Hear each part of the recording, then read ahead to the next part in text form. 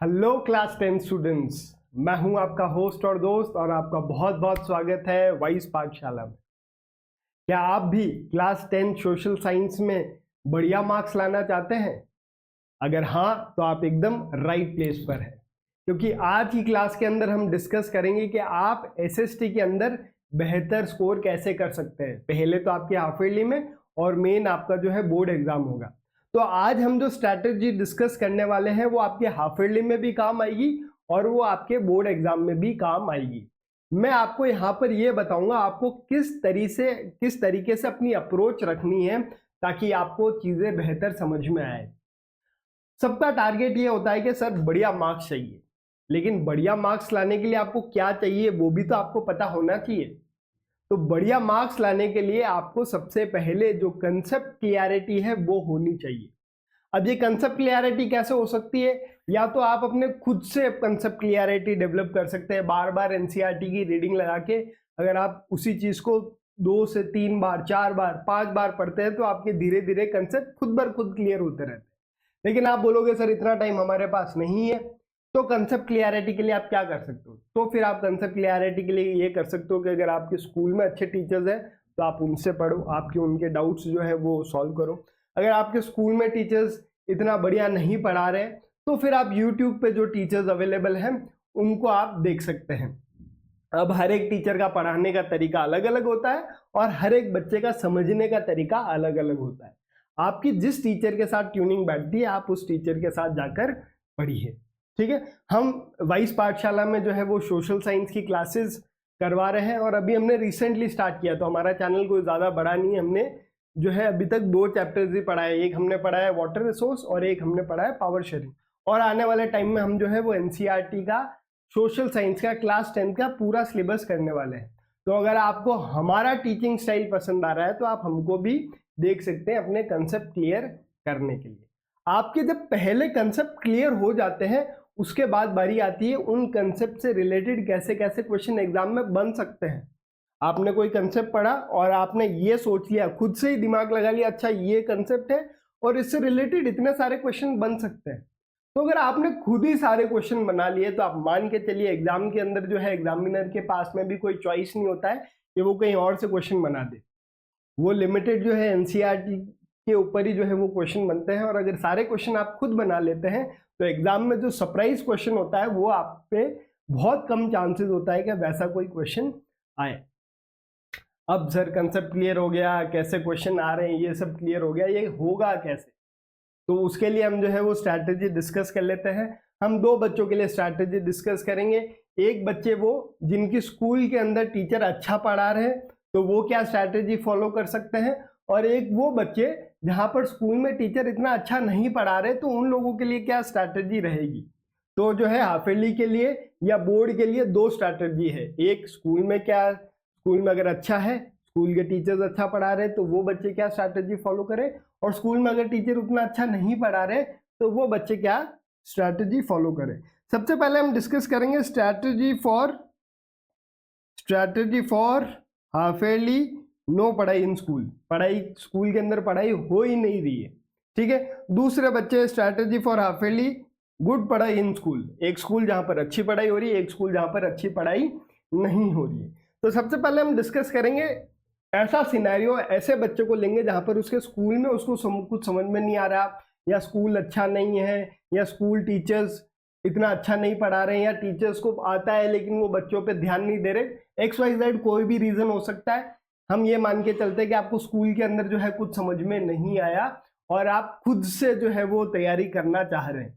और एक बच्चा वो जिनका स्कूल बहुत बढ़िया है, बहुत बढ़िया टीचर्स हैं, बच्चों पे ध्यान भी दे रहे हैं, सारे कंसेप्ट भी क्लियर कर दिए, तो उन बच्चों के लिए हम जो है अलग स्ट्रैटेजी है, और जहाँ पर स्कूल में अच्छी पढ़ाई नहीं हो रही है उन बच्चों के लिए अलग है। तो सबसे पहले हम देख लेते हैं जहाँ पर अच्छी पढ़ाई नहीं हो रही है। उससे पहले हम देख लेते हैं हाफ ईयरली का सिलेबस। अब हर एक स्कूल के अंदर हाफ ईयरली का सिलेबस 19-20 है। कहीं पे कुछ ज्यादा चैप्टर आ रहे हैं, कहीं पे कम चैप्टर आ रहे हैं। मैं मोटा मोटा आधा चैप्टर मान लेता हूँ। टोटल आपके जो है वो 20 चैप्टर्स है। टोटल आपके कितने चैप्टर्स है एसएसटी के अंदर? 20 चैप्टर्स है, ठीक है। हिस्ट्री के जो चैप्टर्स हैं वो है आपके 4 चैप्टर। हिस्ट्री के कितने हैं? 4 चैप्टर। पॉलिटिकल साइंस के कितने हैं? पॉलिटिकल साइंस के हैं आपके 5 चैप्टर। ज्योग्राफी के हैं आपके टोटल 7 चैप्टर और इकोनॉमिक्स के हैं आपके टोटल 4 चैप्टर। ठीक है, जैसे देखो 1 2 3 4, 1 2 3 4 5, 1 2 3 4 5 6 7, 1 2 3 4, तो टोटल आपके जो है वो 20 चैप्टर्स हैं। हाफ ईयरली के लिए मैं मान लेता हूँ कि 10 चैप्टर्स आपके आ रहे हैं। अब किसी स्कूल में 10 चैप्टर से ज़्यादा आ सकते हैं, किसी स्कूल में 10 चैप्टर से कम आ सकते हैं। मोटा मोटा पूरे एसएसटी के अंदर 20 चैप्टर हैं और अपन उस 20 चैप्टर में से 10 चैप्टर के लिए जो है वो स्ट्रैटेजी बनाने वाले हैं कि आपके हाफ ईयरली के अंदर आप किस तरीके से जो है वो तैयारी करेंगे। तो अगर आपके पास टोटल 10 चैप्टर हैं, टोटल 10 चैप्टर हैं, तो मैं हिस्ट्री के जो है वो 2 चैप्टर ले लेता हूं, हिस्ट्री के 2 चैप्टर ले लेता हूं। पॉलिटिकल साइंस में मैं 3 चैप्टर ले लेता हूं, ज्योग्राफी में मैं 3 चैप्टर ले लेता हूं और इकोनॉमिक्स में मैं 2 चैप्टर ले लेता हूं। तो ये टोटल आपके जो है वो 10 चैप्टर्स हो गए। ठीक है, तो हम मान के चलते हैं कि आपके हाफ ईयरली के अंदर जो है वो टोटल सोशल साइंस में 10 चैप्टर्स आ रहे हैं। 2 चैप्टर आपके आ रहे हैं हिस्ट्री से। हिस्ट्री से कौन कौन से चैप्टर अपन ले सकते हैं? पहले 2, rise of nationalism in Europe, और सेकंड है नेशनलिज्म इन इंडिया। और नेशनलिज्म इंडिया से जो है वो मैप वर्क भी आएगा 2 नंबर का। ठीक है, तो आपको ये याद रखना है। हिस्ट्री के 2 चैप्टर लिए, rise of nationalism in Europe, दूसरा लिया हमने nationalism in India. Political science में हमने स्टार्टिंग के 3 चैप्टर लिए, power sharing, federalism and gender, religion and caste. मतलब आधा सिलेबस हमने पॉलिटिकल का भी ले लिया। इधर से कोई मैप वर्क नहीं आएगा। अच्छा, जो हिस्ट्री का टोटल जो है वो 20 मार्क्स का आएगा और पॉलिटिकल साइंस का भी टोटल 20 मार्क्स का आएगा। हर एक सब्जेक्ट जो है वो 20 नंबर का है। ज्योग्राफी से भी हमने 3 चैप्टर लिए, resource and development, forest and wild life और वाटर रिसोर्सेज। ठीक है, और जो है इकोनॉमिक्स से हमने 2 चैप्टर लिए, development and sectors of Indian economy. तो ये आपके मोटे मोटे जो है वो 10 चैप्टर हैं, या आप बोल सकते हो 4 सब्जेक्ट के आपके जो है वो 10 सब्जेक्ट है। तो अपन ये कर सकते हैं कि आपके जैसे 10 चैप्टर्स हैं, तो आप 15 दिन के अंदर आपको अगर एसएसटी खत्म करने के लिए बोले हैं तो अपन क्या करेंगे? 1 डे 1 चैप्टर, हर एक दिन एक चैप्टर हम पढ़ेंगे, रोज एक एक चैप्टर हम जो है वो पढ़ेंगे। तो आपका 10 दिन के अंदर सारे चैप्टर हो जाएंगे। फिर 5 दिन में आप क्या करोगे? तो आप 5 दिन में क्या करोगे? वापस से रिवाइज करोगे। वापस से क्या करोगे? रिवाइज करोगे। या आप ये कर सकते हो कि जैसे हर एक सेगमेंट को 3-3 दिन दे दो। जैसे हिस्ट्री को आप 3 दिन दे दो, हिस्ट्री को आप 3 दिन दे दो, ज्योग्राफी को भी आप 3 दिन दे दो, पॉलिटिकल साइंस को भी 3 दिन दे दो, और फिर इकोनॉमिक्स को भी 3 दिन दे दो। ये आपके 12 दिन हो गए। ठीक है, 3 दिन में आपको क्या करना है? एक बार चैप्टर पढ़ना है और उसको रिवाइज भी करना है। फिर आपके पास 3 दिन बचे, तो 3 दिन आप क्या करोगे? 3 दिन आप रिवाइज करोगे, वापिस से पूरा सिलेबस आप रिवाइज करोगे। रिवाइज जो है वो हर एक चैप्टर को, मेरी माने तो आप जो है वो 20 मिनट में मैक्सिमम हर एक चैप्टर को रिवाइज कर सकते हो। अगर आपको लगता है कि 20 मिनट में कोई चैप्टर रिवाइज नहीं होता है, मैं आपको एक जो है एग्जाम्पल बता दूंगा 20 मिनट के अंदर कैसे आप चैप्टर को रिवाइज कर सकते हो।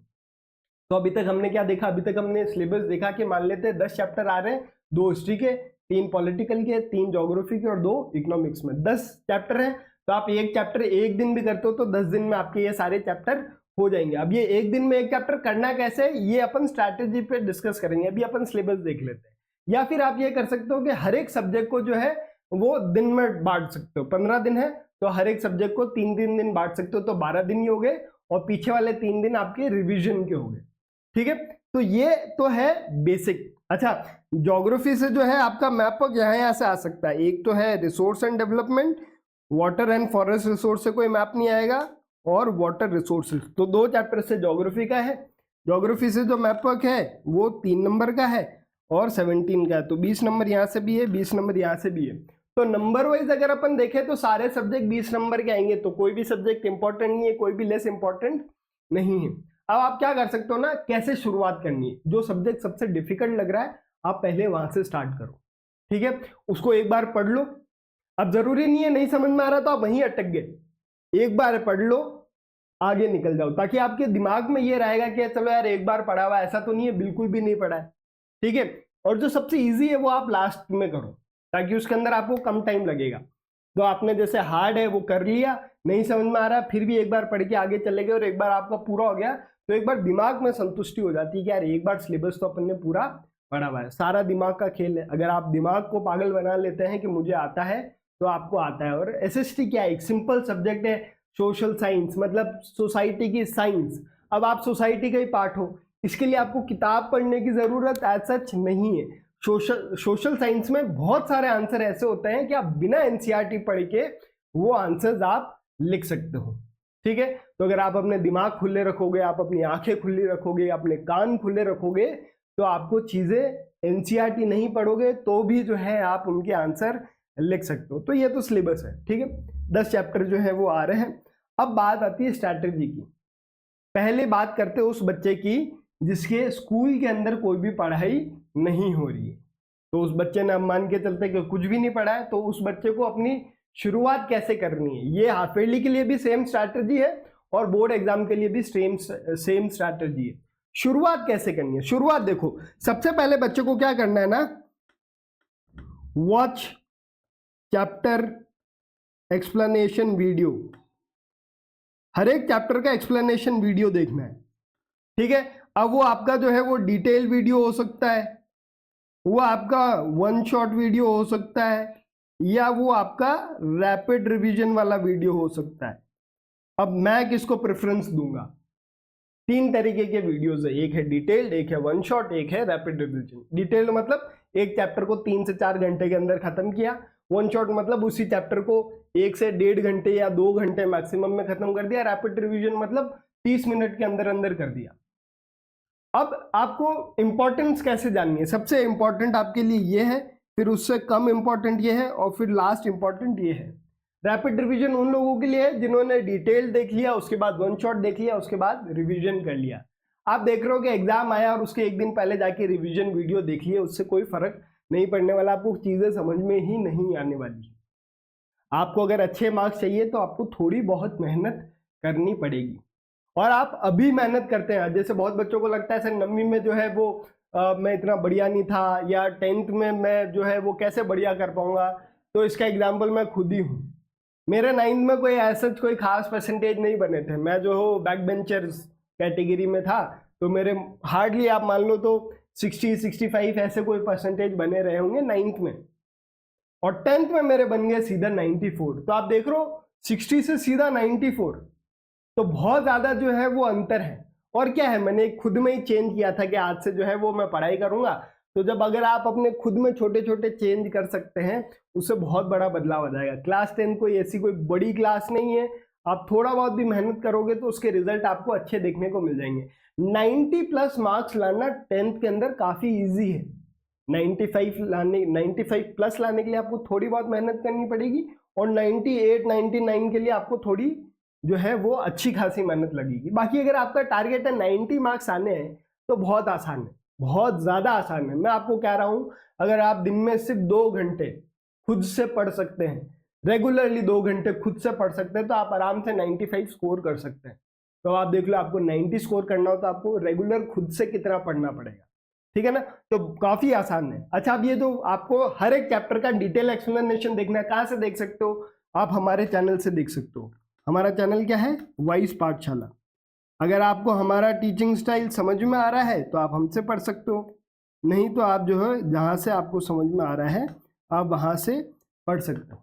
तो अगर आपको हमारा टीचिंग स्टाइल समझ में आ रहा है, एक बार आपको क्या है, एक बार टाइम देना पड़ता है, एक वीडियो देखो, पूरा वीडियो देखो, ताकि आपको टीचिंग स्टाइल समझ में आए। बच्चे क्या करते हैं, आते हैं, आगे फॉरवर्ड करेंगे, स्किप करके चले जाएंगे। ऐसे आपको चीजें नहीं समझ में आने वाली, चाहे आप कहीं पे भी चले जाओ, आपको अपना समय देना पड़ेगा, ठीक है। तो आप जो है वो डिटेल चैप्टर देख सकते हो। उसके बाद आपको क्या करना है ना, हर एक YouTube पे हर एक टीचर आपको जो है वो अपने नोट्स देता है, तो जो है उनकी आपको जो है PDF जो है उनकी आपको प्रिंट आउट निकालनी है और उसके खुद के शॉर्ट नोट्स बनाने हैं।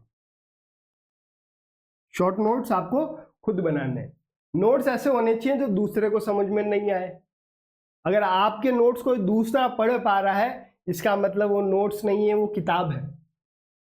आपके जो नोट्स हैं वो ऐसे होने चाहिए जो आप ही को समझ में आए। मतलब इसका मतलब क्या है कि आप कोई अलग अपनी लैंग्वेज क्रिएट करके बना के लिख दो, वो उसका मतलब मैं नहीं कह रहा हूँ।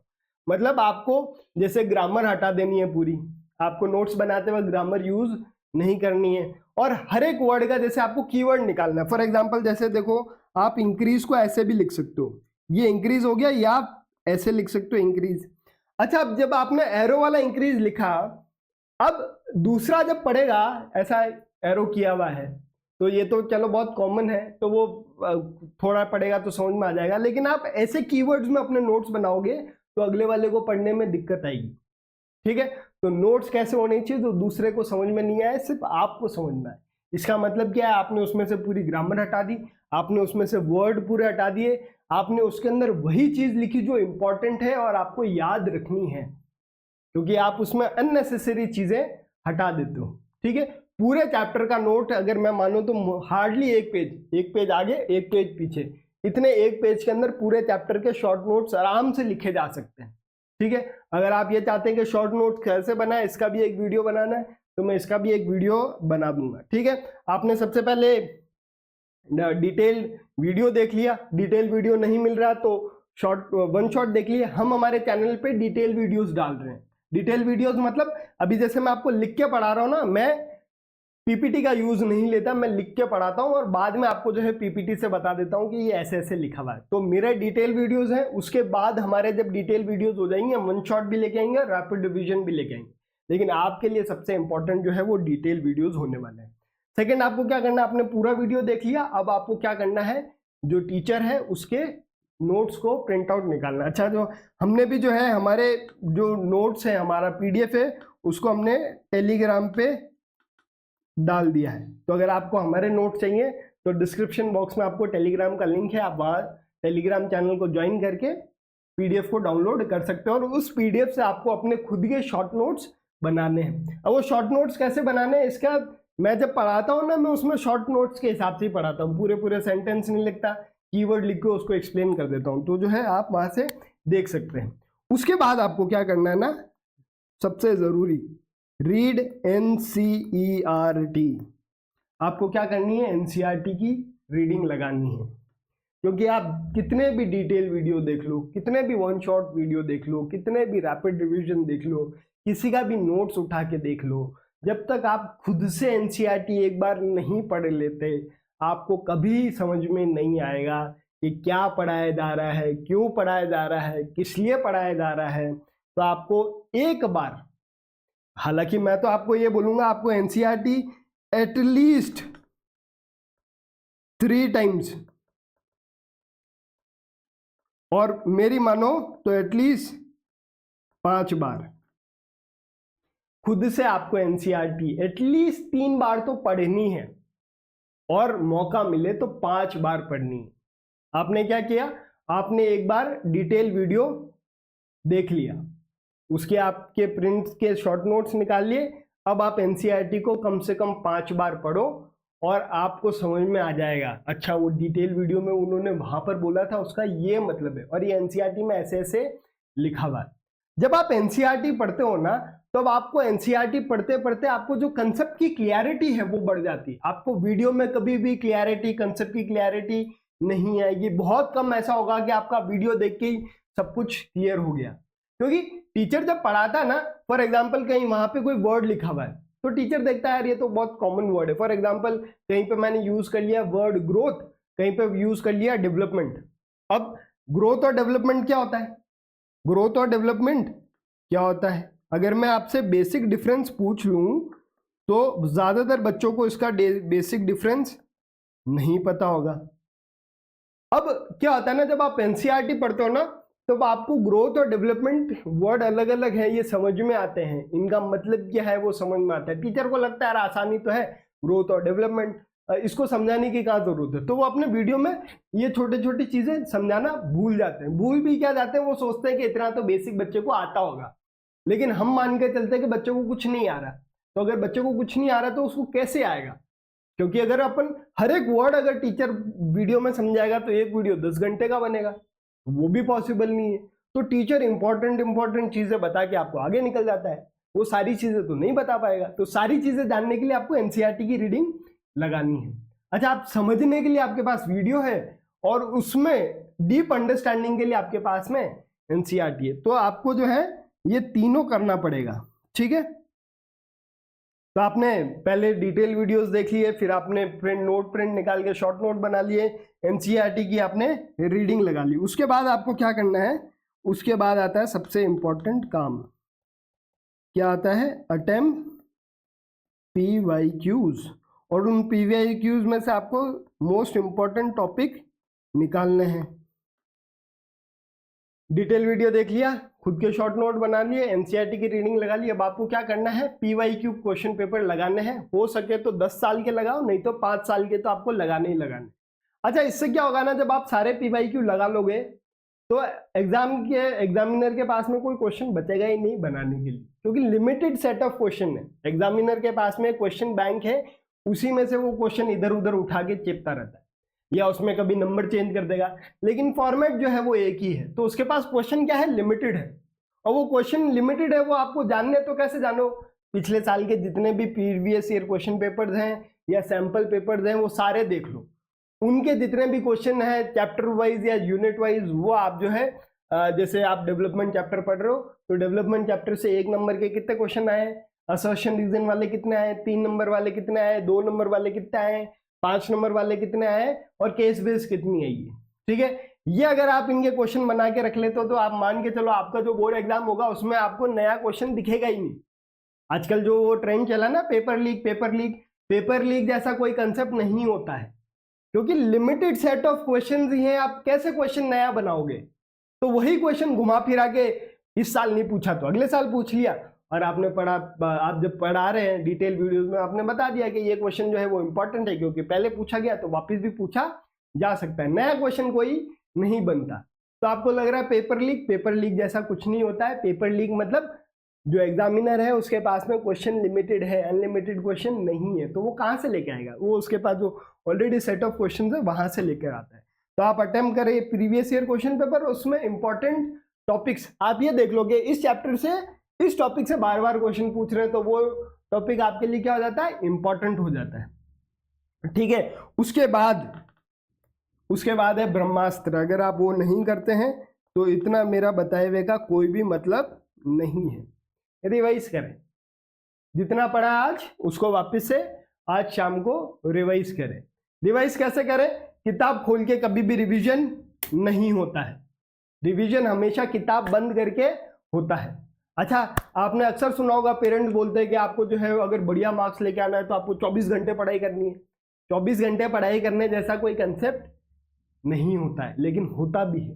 कैसे होता है? फॉर एग्जाम्पल मान लो आपने 4 से 5 घंटे खुद से किताब खोल के एक्टिवली लर्निंग की, उसके बाद जब आपकी किताब बंद हो गई, उसके बाद आपके दिमाग में क्या चल रहा है वो मैटर करता है। अगर किताब बंद करने के बाद भी आपके दिमाग में वही चल रहा है जो आपने किताब में पढ़ा था, तो वो तो होती है पैसिव लर्निंग, मतलब एक तरह से 24 घंटे वाली लर्निंग। आपके दिमाग में 24 घंटे वही है जो आपने किताब में पढ़ा, आपने दूसरी बात आने ही नहीं दी। आज वो फला वहां गया, आज मैं वो मूवी आ रही है वो देखने जाऊंगा, आज मैं वहां जाके खाना खाऊंगा, या मेरे को ये जीन्स खरीदनी है, वो उससे लड़ाई हो गई। तो ये अगर बातें आपके दिमाग में आ रही है तो जो आपने जो किताब खोल के पढ़ा है वो आप भूल जाओगे। किताब बंद हो गई और आपके दिमाग में वही आ रहा है जो आप पढ़ रहे थे, तो आप मान के चलो आप कभी भी चीजें नहीं भूलोगे। अच्छा, आपको कैसे रिवाइज करना है अभी मैं आपको बोल के बताता हूं, लेकिन आपको ऐसे जो है मन में करना है। फॉर एग्जाम्पल, आपने पावर शेयरिंग जो है वो पॉलिटिकल साइंस का चैप्टर नंबर 1 पढ़ लिया। अब पावर शेयरिंग चैप्टर के अंदर मोटी मोटी 3 चीजें हैं। बेल्जियम श्रीलंका की कहानी है, पावर शेयरिंग क्यों करनी चाहिए और पावर शेयरिंग हम कैसे कैसे करें। तो मोटे मोटे 3 ये टॉपिक हैं, और आप जब PYQ लगाओगे आपको समझ में आएगा अच्छा इन 3 टॉपिक से ही मोटे मोटे सवाल पूछे जा रहे हैं। तो फॉर एग्जाम्पल मैं बेल्जियम की कहानी का आपको बता देता हूँ। ऐसे ही आपको हर एक चैप्टर की लिए करना है। मैं आपको एक छोटा सा एग्जांपल बेल्जियम के लिए बता देता हूँ। आपने मान लो पावर शेयरिंग पढ़ ली, बेल्जियम और श्रीलंका पढ़ लिया। अगर नहीं पढ़ा तो हमने जो है वाइस पाठशाला पे आपको जो है वो दिया हुआ, आप वहाँ से पढ़ सकते हैं। फॉर एग्जाम्पल, आपने बेल्जियम की कहानी पढ़ ली। अब बेल्जियम की कहानी के अंदर क्या क्या पॉइंट्स हैं आपको याद होने चाहिए। कैसे याद होने चाहिए? सबसे पहले याद होना चाहिए बेल्जियम जो है वो यूरोप की एक कंट्री है। बेल्जियम की साइज हरियाणा से छोटी है। बेल्जियम की पॉपुलेशन हरियाणा की आधी है, ऑलमोस्ट 1 करोड़ के आसपास है। बेल्जियम के 4 नेबर्स हैं, नीदरलैंड है, जर्मनी है, लग्जमबर्ग है और फ्रांस है। बेल्जियम के अंदर अलग अलग एथनिक ग्रुप के लोग रहते हैं। एथनिक ग्रुप का मतलब क्या होता है? एक ऐसा सोशल ग्रुप जिनका ओरिजिन, ट्रेडिशन और कल्चर एक जैसा है। एक एथनिक ग्रुप के लोगों को लगता है कि उनके डिसेंडेंट एक रहे होंगे क्योंकि वो दिखने में एक जैसे हैं, या उनका कल्चर एक जैसा है, या दोनों है। एक एथनिक ग्रुप के लोग जरूरी नहीं है उनकी रिलीजन और नेशनैलिटी सेम हो। बेल्जियम के अंदर जो अलग अलग एथनिक ग्रुप के लोग रहते हैं वो कुछ इस प्रकार है। 59% जो है वो डच है, फ्लेमिश रीजन में रहते हैं। 40% जो है वो फ्रेंच है और वेलोनिया रीजन में रहते हैं। 1% जो है वो जर्मन है। अगर बेल्जियम के कैपिटल ब्रुसेल्स की बात करें तो वहां पर जो है वो 80% फ्रेंच है, 20% डच है। कंट्री के अंदर डच मेजॉरिटी में है और कैपिटल के अंदर फ्रेंच मेजॉरिटी में है। अब जो कंट्री है उसके अंदर फ्रेंच लोग माइनॉरिटी में है, लेकिन फ्रेंच लोग रिच हैं और पावरफुल है।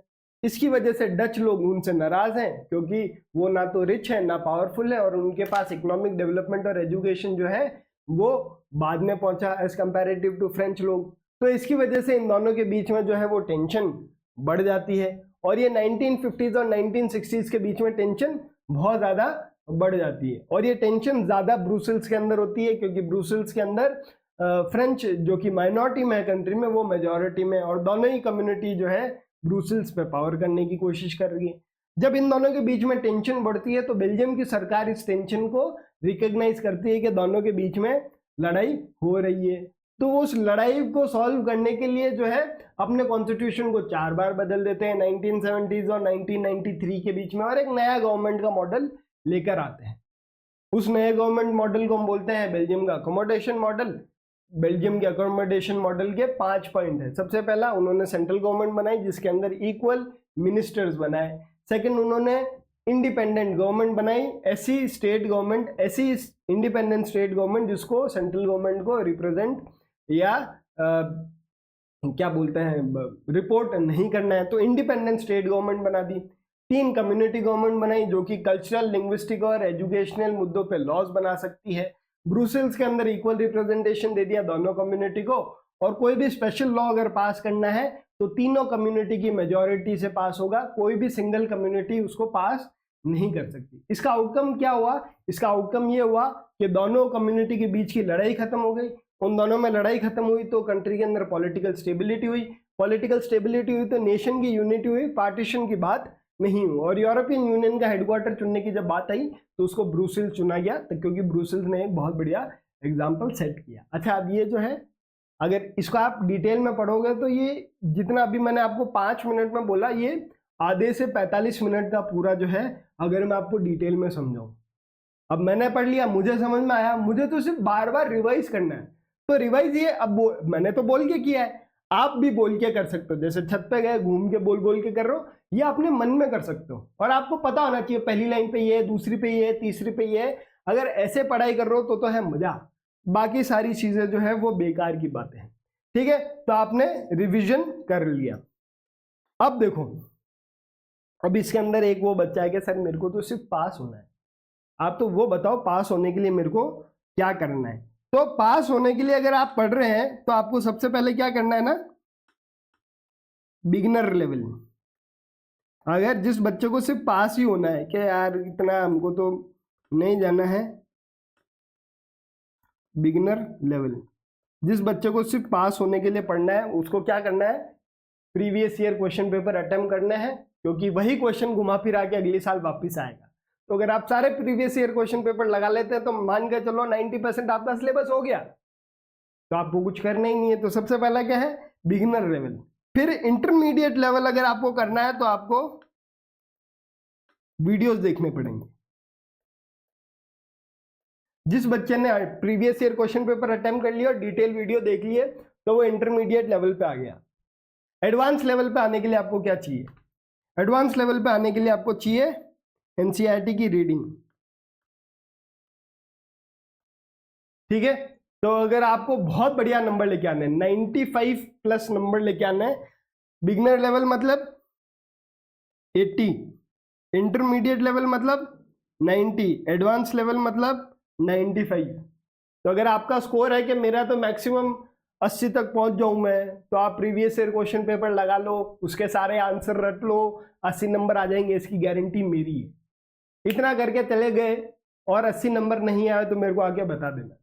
सारे प्रीवियस ईयर क्वेश्चन पेपर उसके आंसर के साथ याद कर लो, 80%, 80 मार्क्स आराम से आ जाएंगे। 90 लाने के लिए क्या करना पड़ेगा, क्वेश्चन के साथ डिटेल वीडियोस देख लो। 95 प्लस लाने के लिए क्या करना पड़ेगा, एनसीईआरटी की रीडिंग लगा लो। और आपको 100 मार्क्स चाहिए तो आपको क्या करना पड़ेगा, रिवीजन। और एटलीस्ट रिवीजन आपका कितना होना चाहिए, 5 बार। पूरे सब्जेक्ट का 5 बार अगर आपने एनसीईआरटी पढ़ ली, और 5 बार अभी जैसे मैंने बताया आंख बंद करके अगर आप पूरा ऐसे बोल सकते हैं, तो आपके मान के चलो 100 नंबर लाने से कोई भी नहीं रोक सकता। ठीक है, तो ये स्ट्रैटेजी है उन बच्चों के लिए जिनके स्कूल के अंदर जो है वो अच्छा नहीं पढ़ाया जा रहा है। अब ऐसे बच्चे जिनके स्कूल में पढ़ाया जा रहा है, तो उनके स्कूल में पढ़ाया जा रहा है, तो अपने यहाँ पर एक ही जो है वो स्टेप कट जाएगा कि आपको YouTube पे किसी भी यूट्यूबर के वीडियोस नहीं देखने हैं। आपको आपके स्कूल में टीचर ने अच्छा पढ़ाया है, उन टीचर्स ने आपको नोट्स दिए हैं, उन नोट्स के आप खुद के शॉर्ट नोट्स बना लो, एनसीईआरटी की रीडिंग कर लो, प्रीवियस ईयर क्वेश्चन पेपर लगा लो और डेली उसको रिवाइज करो। अगर आपके स्कूल में अच्छा पढ़ा रहे हैं तो एक स्टेप कम हो जाता है कि आपको यूट्यूब पे आके किसी का भी detail video, one shot, rapid revision देखने की जरूरत नहीं है। टाइम वेस्ट है। बच्चा क्या करता है, आएगा यूट्यूब पे, कभी उस टीचर के पास जाएगा पढ़ने, कभी उस टीचर के पास जाएगा, है ही नहीं मतलब। ये तो एक तरह से डिस्ट्रैक्शन है, आप यहाँ पढ़ नहीं रहे हो, आप अपने यहाँ पे टाइम वेस्ट कर रहे हो।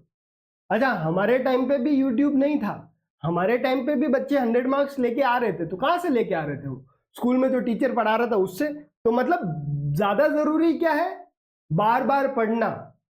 ये जरूरी नहीं है कि इधर से भी पढ़ लिया उधर से भी पढ़ लिया, 10 जगहों से पढ़ के अगर एक बार रिवाइज किया कोई मतलब नहीं है। एक जगह से पढ़ के 10 बार रिवाइज किया वो ज्यादा इंपॉर्टेंट है। वो 10 बार रिवीजन आपको ज्यादा नंबर देंगे, ना कि 10 टीचर से पढ़ के एक बार रिवाइज करना।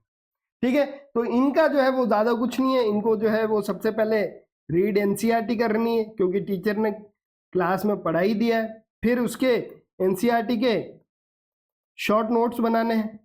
ठीक है, फिर इनको पीवाईक्यू अटेम्प्ट करने हैं और रिवाइज करना है।